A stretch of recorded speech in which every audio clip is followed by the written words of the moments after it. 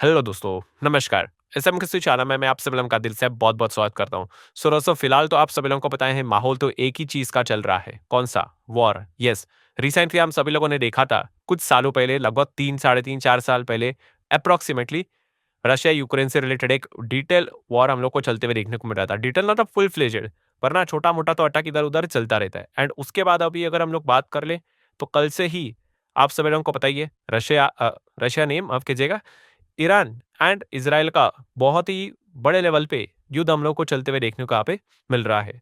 सो इसके ऊपर भी मैंने काफ़ी सारे वीडियोज़ बना के रखे हुए आप सभी लोगों को पता ही है। एंड इसी पॉइंट को लेकर जैसे कल भी मैंने एक वीडियो बनाया था कौन-सा कि क्रूड ऑयल का जो प्राइस है वो एकदम स्पाइक करते हुए देखने को मिल गया।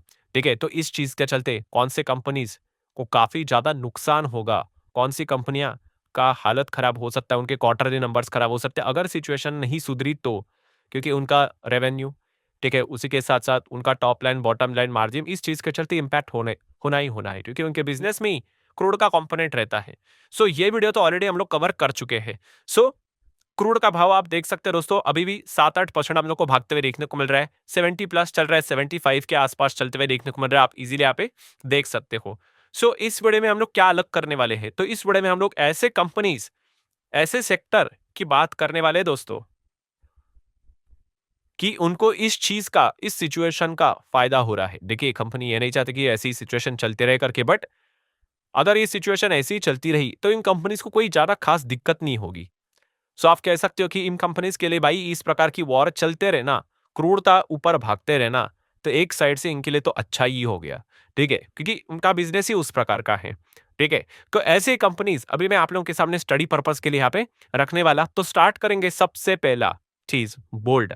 गोल्ड को लेकर मैंने आपको पता ही है बहुत बार कमेंट्री करके आपको बताई है कि गोल्ड जो लोग पूछते हैं ना कि गोल्ड भागने के बाद सर गोल्ड कब तक यहाँ पे रुक जाएगा, तो मैंने उनको एक ही फॉर्मूला यहाँ पे मतलब बताया हुआ है कि जिस दिन पूरे दुनिया में पीस रहेगा या फिर शांति रहेगी, शांतता रहेगी, उस दिन आप कह सकते हो कि गोल्ड रुक जाएगा, ठीक है?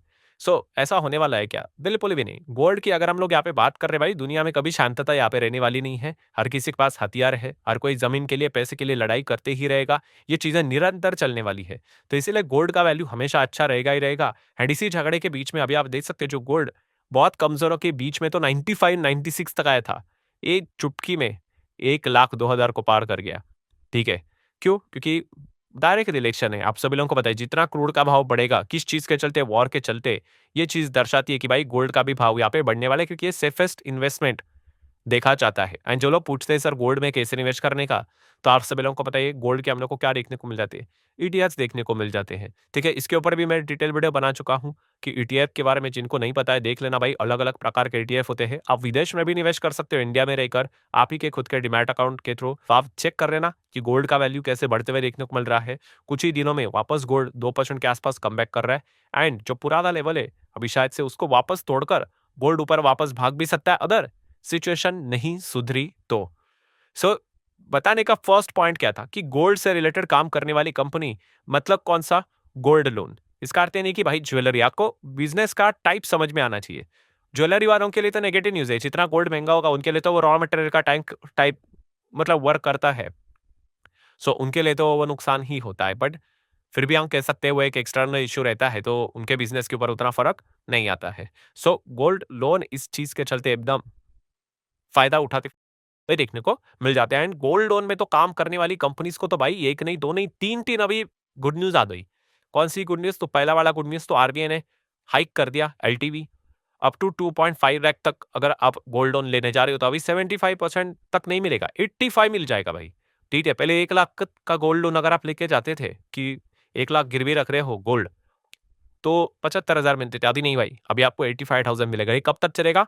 अगर आपकी वैल्यू 2.5 लाख तक होगी तो। ठीक है, अगर 2.5 लाख के ऊपर होगा तो बहुत सारे लोग पूछते भी है, तो क्राइटेरिया भाई 2.5 लाख के ऊपर रहेगा बट 5 लाख के नीचे रहेगा तो उसके लिए एलटीवी 80% है। एंड 5 लाख के ऊपर अगर आपको जाना है तो फिर वो 75% नॉर्मल रूल है, वो एप्लीकेबल हो जाएगा। इस चीज के चलते गोल्ड लोन वाले कंपनीज के लिए तो बहुत अच्छी खबर हो गई। ये पहला पॉइंट। सेकंड पॉइंट आपको पता ही है कि नए जो ये गोल्ड लोन के रूल लाने वाले हैं, तो आरबीआई ने बोल दिया इनको कि ये कब से इफेक्टिव होने वाले हैं? 1 जनवरी 2026। तो अभी काफ़ी टाइम है, तो ये भी एक अच्छी खबर आ गई। एंड तीसरा पॉइंट कौन-सा? यही जंग जितना ज़्यादा जंग यहाँ पे बड़ी होती चली जाएगी, उतना ज़्यादा लोग क्या करेंगे, सेफ हेवन मतलब सेफ इन्वेस्टमेंट की ओर बढ़ते हैं। तो गोल्ड को सेफ इन्वेस्टमेंट ही यहाँ पे माना जाता है, इंटरनेशनल लेवल का ये इन्वेस्टमेंट है। तो इसीलिए गोल्ड से रिलेटेड काम करने वाली कंपनियां, जैसे कि गोल्ड लोन हम लोगों ने देख लिया, तो इसमें आपको पता है मुथूट है, ठीक है। इसमें और भी कंपनियां, मुथूट कितनी बार वीडियोस यहाँ पे हो चुके हैं, बार बार रिपीटेडली। ये कंपनी ने हाल ही में ही 1 लाख करोड़ का अपना ईएम यहाँ पे क्रॉस किया था पहली बार। क्वार्टरली रिजल्ट भी कंपनी के एकदम अफलातून यहाँ पे आए थे, जहाँ पे आप देख सकते हो कंपनी का यहाँ पे 1596 का जो ऑपरेटिंग प्रॉफिट, वो लगभग फाइनेंस से रिलेटेड चीजें 1900 चलेगी, 1800 वाली चीजें 1900 चलेगी। एंड फाइनल नेट प्रॉफिट भी अगर आप देखोगे 1182 का 1400 चला गया, 1390 का 1400 चला गया, ईपीएस 2834 का 36.81 चला गया।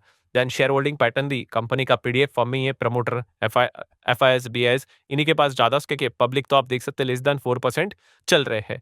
देन बात करें तो मनापुरम फाइनेंस, ये भी कंपनी गोल्ड लोन में ही काम करती है। इनके क्वार्टरली नंबर थोड़ी सी थकेले थे, जहां पे आप देख सकते कंपनी को क्वार्टरली ईयरली लॉस का सामना करना पड़ रहा था, ठीक है। तो इसको आप नोट करके चल सकते हैं। शेयर होल्डिंग पैटर्न तो यहाँ पे वेल बैलेंस है, प्रमोटर एफआईएस बीआईएस पब्लिक सबके पास थोड़ा थोड़ा स्टॉक हम लोग को अच्छा तरीके से वेल बैलेंस मैनर में देखने को मिल जाता है।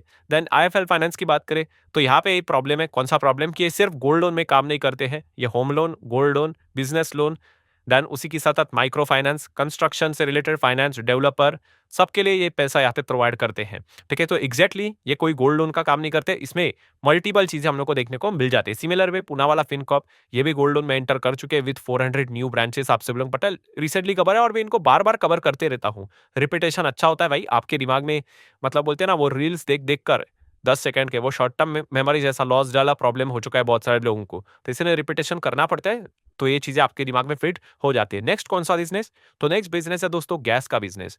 यस, जितना ज्यादा क्रूड बढ़ेगा उतना ज्यादा गैस, ये एक थोड़ा सा इसका ऑल्टरनेटिव देखा जाता है, तो इनका भाव थोड़ा बढ़ जाता है, ठीक है, इनको बेनिफिट मिल जाता है। तो गैस में आईजीएल है, एमजीएल है, बहुत सारी कंपनियां आपको देखने को मिल जाएगी, पेट्रोनेट एलएनजी जैसी कंपनियां हैं, गेल जैसी कंपनियां हैं, या फिर Gujarat state Petronet limited GSPL की अगर बात कर ले, इस प्रकार की कंपनियां देखने को मिल जाती है। मैं सिर्फ आपको इन्फॉर्मेशन दे रहा हूं भाई, ये कोई रिकमेंडेशन वाला चैनल या फिर वीडियोस नहीं होते। मैं आपको हमेशा बिजनेस सिखाने की कोशिश करता हूँ। मार्केट के प्रति आपका अप्रोच हमेशा बिजनेस ओरिएंटेड होना चाहिए। एक बार आपको बिजनेस समझ में आ गया, आप ऑटोमेटिकली सिचुएशन के हिसाब से कहाँ जाना है, कहाँ नहीं जाना है, कहाँ रहना है, कहाँ से निकलना है, ये समझ जाओगे। बट प्रॉब्लम यही होता है कि लोग सीखना नहीं चाहते, एंड अगर सीखना चाहते तो उनको चाहिए भाई एक ही दिन में सब कुछ वो एक्सपर्ट बन जाए, तो ये तो पॉसिबल यहाँ पे है नहीं, ठीक है। तो ये पॉइंट भी आपको पता होना चाहिए, टाइम देना पड़ेगा।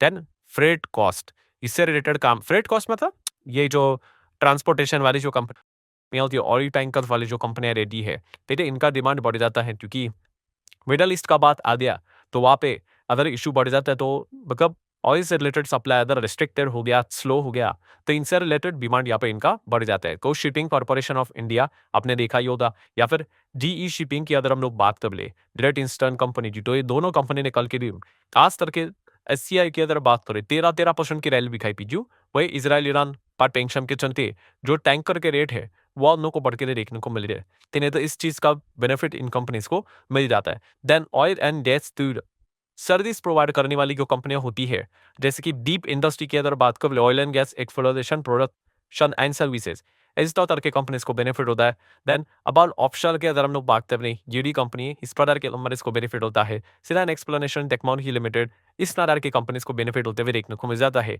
जो कि जैसे आपको बताया ऑन सी बिजनेस में एंगेज है, oil and gas exploration and production.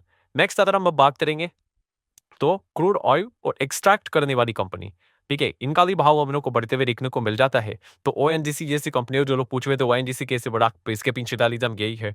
Second बात करें तो ऑयल इंडिया, ठीक है, काफी यूरोप में एक बहुत बड़ा मिस्टेक करते हैं, इंडियन ऑयल ऑयल इंडिया बोलते हैं, ऑयल इंडिया को इंडियन ऑयल बोलते हैं, ठीक है। तो ये ऑयल इंडिया दोस्तों, ठीक है, ये भी शेयर बाजार में लिस्टेड है। तो इस प्रकार की कंपनीज को क्रूड ऑयल बनने के चलते बेनिफिट होता है। देन हिंदुस्तान ऑयल एक्सप्लोरेशन, ये जो कंपनी है, ठीक है, इस प्रकार के कंपनीज को भी क्रूड ऑयल का जो फिलहाल का जो माहौल चल रहा है, इससे बेनिफिट मिलते हुए देखने को मिल जाता है। सर क्या डिफेंस कंपनीज को बेनिफिट मिलेगा? देखिए डायरेक्टली हमारे कंपनीज को कोई बेनिफिट नहीं मिलेगा। डायरेक्टली मतलब क्या होता है, अभी ये जो वॉर चल रही है मिडल ईस्ट में, हमारे डिफेंस कंपनी ऐसा थोड़ी है कि वहाँ पे इसराइल को यहाँ पे हथियार बेचती है या फिर ईरान को, ठीक है, जैसे कि अमेरिका देख लीजिए, अमेरिका तो रहता है भाई, इज़राइल को कितना भी बोले कि हम इन्वॉल्व नहीं है करके, बैक एंड सबको पता है कि बैक एंड में एग्जैक्टली क्या चलता है। ठीक है, इतना बड़ा-बड़ा जो फाइनेंसिंग किया जाता है इज़राइल को, वो अमेरिका बैक ही रहता है, डायरेक्टली, इनडायरेक्टली। तो वहाँ की कंपनी मोटा पैसा छापती है, यूक्रेन के युद्ध के वक़्त भी जो बजट पास होता था, उसमें से 70-80% तो भाई ये अमेरिका के डिफेंस कंपनीज़ को ही पैसा मिलता था।